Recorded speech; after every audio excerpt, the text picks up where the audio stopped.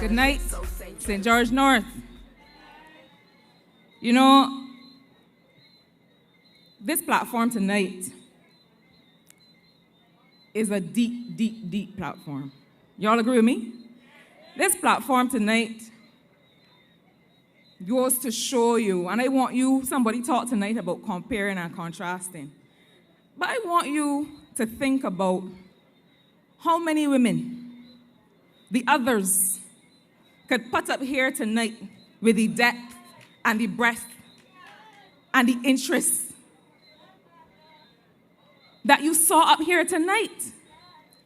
And before I start, I want to ask you to join me in congratulating Kay McConney in her maiden speech on a Barbados Labour Party platform, because you wouldn't think so. And Sonia Brown, you know, Sonia tonight gave me memories of 2018, because she looked like she's glow easy, right? But she is not easy at all. And you don't know where you get him when she touch a platform, but you can always get something sweet, not true? Sonia talked tonight a bit about our COVID response. And she talked a little bit, not just across the different responses. She touched a little bit about how we responded under Jeffrey Bostic in terms of health. She touched a bit about how we responded in terms of the economy. And I'm coming to you tonight to show that when we say no retreat, no surrender, we mean it through and through. This is not a piecemeal approach to rescuing Barbados. Not only did we begin to do it in 2018, not only did we have to do it over and over again following successive Democratic Labour Party failed administrations, but we are having to do it again. And with your help, on November 11th, we will have another weapon in our arsenal to do it again in response to COVID-19 when you vote for Tony Moore on the 11th of November. But you know, it is really amazing to me to think and to see that for 10 years previously, what Sonia said that he said, don't expect no more than what you got now. But you're lucky that you get a word out of him, because the last Prime Minister barely had anything to say. And you now have a Prime Minister in Mia Moore-Motley and a Barbados Labour Party administration that continues to show you and tell you what we are doing in the name of the people of this country. That continues to show you and tell you what we have been doing for people in Barbados in response to COVID-19. And yet, I can still see people who are not living here, economists who live overseas, one person in particular, I saw a recent article, who said, and I gotta excuse him because he ain't living but here. But I still don't understand how you could have a Prime Minister who talks so much and shows so much, and people still do not see what this administration is doing for the people of this country. And I saw the comments that were made that this government needs to be spending more. That we haven't been doing enough in terms of a response to COVID. And so I've come tonight to put to rest any such myths. And you heard some of the measures tonight from the others who spoke. But I will say to you that from March 20th, when the Prime Minister of this country got up on the floor of Parliament and talked about everything that we were doing, from the retrofitting at Harrison Point for the isolation facility, to all the different measures that you heard about here tonight. Do you know that when we were invited to all these different meetings all over the world, and we went measure by measure, one by one, to tell the world what Barbados was doing. People said this is the exact response that is required. People said, we brought you here to tell you what to do, not realizing that you were already doing what you need to do. That is your Prime Minister, and that is this administration. But I want tonight, because I've realized that sometimes we need to be reminded. And it is not to say that everything that people need is going to be delivered overnight. We know that that cannot happen, but we know that you have to start somewhere. And we know that you have to know where you want to end up. And that is what this administration is about. So between March and April, what is it that we spoke to you about? We talked about the Household Survival Program, and Jessica talked about it tonight. Having $600 a month for 3 months in the first instance, and then for 6 months for households to survive. Because the thing about COVID that people realize is that if businesses are starting to shut down, if people have to stay home to save their lives, it means that you have to do what? It means you have to put money in homes. You have to give money and resources for people to eat, for people to be able to get up and know what is going to happen in their home tomorrow, for people to hear their children saying that they're hungry and to be able to respond. You get that from a caring government. You get that from people who are on the ground and listening, like Tony Moore is listening. But it is not just to be able to give money to households. It is not just to be able to have extra money to increase the welfare benefit by 40%. It was not that we were able to respond right away with those measures. It was also what we were able to do through NIS. And you've heard me say it on these platforms before, but it has to be repeated. Because it is no small thing to be able to meet and pay 32,000 claims in unemployment benefits. And the thing about it is that that could only be done because we were able to also get those payments out faster than they would normally be out. Because you're talking about a national insurance scheme that saw 5 times what it might normally see. You're talking about a welfare department that had never before seen the volume of people coming to ask for help. This is a Barbados Labour Party government that does not turn anybody away. And so we had to say, hold on there a minute, we're coming back. And we're going to make sure that your family is taken care of.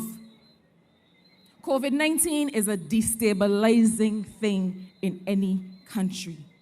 And we would be fooling you if we said that we didn't have to huddle again and look at how we were doing things and make sure that we could respond. But we did it. I want to remind Barbados about the role that small businesses play in our country. I want to remind us that it isn't, when we talk about the private sector, we're not just talking about big companies, because you will find that big companies often have the capital to be able to take care of themselves. But for the lady that I just met, and I believe she may be hearing my voice, who is one of the few women joiners in Barbados, right here in St. George North, her business is important, not just for her family. Her business is important because the better she does, the more people in St. George North and around Barbados she can employ, and the more families that business can help. Small businesses are the lifeblood of this country. And so we also made sure that in response to COVID-19, that those small business people who were not able to cover their wages would be able to do so because we invested money in them. But we also, and we didn't wait for COVID for this. Somebody said it up here tonight. Could you imagine if the last Prime Minister was trying to steer this ship under COVID. But you will have Titanic number 2. We were not waiting. We happened to find a pandemic. But that is not the way you lead. You lead in the best of times, always anticipating the worst of times. And so the reserves that we built up are the same reserves that are helping us now to be able to roll out a capital works program that regular people will be able to benefit from. Because when you're fixing roads and you're fixing schools, who is it that is going to get the little pick and get the work and get the job to feed their family, even in a COVID-19 environment? And we thought it through. Because when we were thinking of how do we open back the economy, we thought, well, what are those businesses that are going to be able to go back to work first? If you have a landscaping company and you're working outside, well, that is better for COVID. If you work in construction and you're working outside, that is easier for COVID. And so from March and April, we had started to put measures in place. But the fact that we didn't wait for COVID-19 to put the trust loans program in place meant that we didn't now have to go and set something up for people to be able to get help for their businesses. And so the fact is that up till July of this year, over 3,000 people have benefited from the trust loan program in this country to the tune of over $14 million. And I want to let you know from this all-women platform tonight that 1,443 of those were men, and 1,565 of those were women, many of them from right here in St. George North. But we are not just stopping with the ones that already got. We know that there are some that are still to get. And so the Trust Loan Program and Fund Access, 2 programs specially set up to help small businesses, are getting a new injection of resources to be able to help new people, but also to be able to help those businesses that already got through to grow and to do better. That is the commitment to small business. I met 2 brothers this week from right here in St. George North. And one of them was working hard on building a studio. And he explained to me that he's an artist and he's a producer and he's doing for himself. And he played a song for me. Up to today, I tried to remind him to send me the song because I wanted to play it for y'all here tonight. The man sung real good. The man could stand up next to Capleton or Luciano or any act from anywhere else, just like some of our reggae or other reggae artists here in Barbados.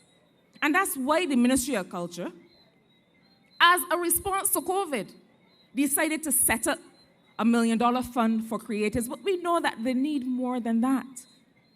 But the point is that under this Barbados Labour Party administration, we realize that all must eat in this country and not just a few. The person that is saying to you that Barbados has to spend money. So what do you call it when we roll out a $40 million COVID relief program? You don't call that spending money? But I go further. We are not just rolling out capital works like Golden Square and like roads and Fairchild Street and Constitution River and Spikestown Salt Pond and the list goes on, and the Treasury Building. We are not just rolling them out because we can. We are not just rolling them out to be able to line pockets of a few. We are doing it in such a way that the way that we contract and the way that we do the procurement, small contractors in this country must get peace. All must eat in this program. And we, the Prime Minister and I, sat with them. And it's not to stop nobody from getting through because that is not in the interest of this country. big and small, whether it is older companies or new companies, whether it's through the Hope Housing Program or others, we have to make sure that these things are priced and structured in such a way that it is not just the people who have always gotten that will continue to get. And I want to say something else tonight about the way that government does its business. We have worked with some of our partners that lend, some of the development banks, through my ministry. And one of the things that they have realized, they have something called a fast track program. These are large international banks. And they realize that in order to be relevant to the countries that they're serving, they got to do things quick. Because how long you could go without food? And how long can children go without learning something? You can't leave people in the balance and wait for 3 months and 6 months for somebody to stamp approved. And so the other thing that we have said is that when it comes to works in this country, and when it comes to procurement in this country, we are going to be transparent. This is the government of transparency. But we are going to make sure that we do things quickly. That the things that are going to be able to save people's lives by putting some money in their pocket, if we have to do a quick procurement, if we have to get something done quickly, we are going to lay the documents in Parliament. We are going to make sure that a transparent process is followed. But what sense does it make for me to hold on to millions of dollars in the Treasury and not be able to help people to eat when the day comes? A government that cares would not do that. And so the same way that the big banks know that they have to fast track, this government knows that we have to go quickly too. And we are going to do it. You know, we know that there are lots of people looking for work in this country. And Tony has been saying to you, as she has walked around St. George North, that one of the ways to do that is through agriculture. This is a sector that, under the last administration, was struggling to find relevance. And it is amazing to me that the way by which people eat is a sector that found it difficult to thrive under the last administration. We know that who are the people who are most vulnerable to COVID? People that have chronic conditions. People need to eat better to take care of themselves. And so we're not just talking food security here. We're talking nutrition security. We're talking about eating your greens. We're talking about eating right. We're talking about eating your eddas and your yams and the things that I used to see a lot more before, but we're going to see them again. Because we brought back 775 acres into production to make sure that farmers have a way to earn $1 in this country. And we are doing more. We brought legislation to deal with predial larceny. Under the feed program, 800 people, 800 young people are being enrolled and are getting access to land. Me ain't forgetting nobody because all must eat, so you don't worry, my brother. But I say these things to you, and I say these things to the people who would suggest that this Barbados Labour Party does not have a plan for its economy, does not have a plan for jobs, and does not have a plan for the different sectors in this country. I want you to know that when you vote for Tony Moore on November 11th, you're not just voting for representation in St. George North. You're not just voting for somebody who has walked up and down and sat down on your step and listened to you and listened to what it is that you need. You are voting for your future.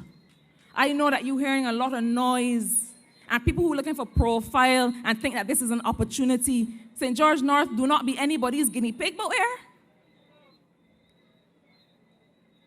This is a vote for not just your future, but for your children.